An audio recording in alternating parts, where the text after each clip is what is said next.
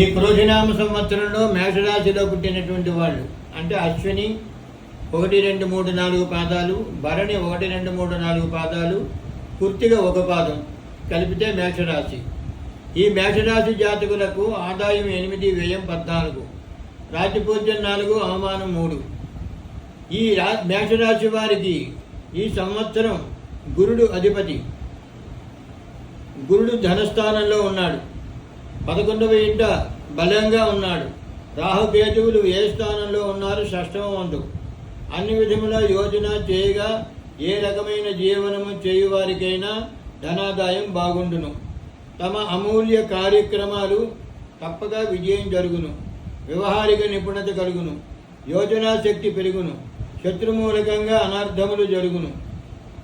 సంవత్సర ప్రారంభంలో జరిగిన వ్యవహారములన్నీ పరిష్కారములగును.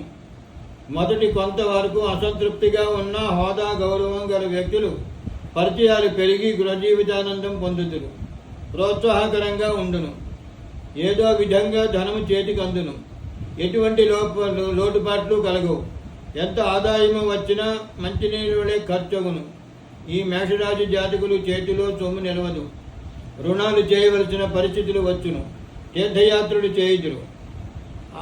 ఆప్త బంధువుల మరణాలు కొంతవరకు బాధ కలిగించును. కర్మలు కూడా చేయవలసి వచ్చును. ఆకస్మికంగా అనుకోకుండా దూర ప్రయాణాలు చేయవలసి వచ్చును. ఆరోగ్యం కొంతవరకు బాగుండును. గతంలో కన్నా రోగాలు తగ్గును. సుఖమైన ఆనందమైన జీవనము అనుభవించెదరు.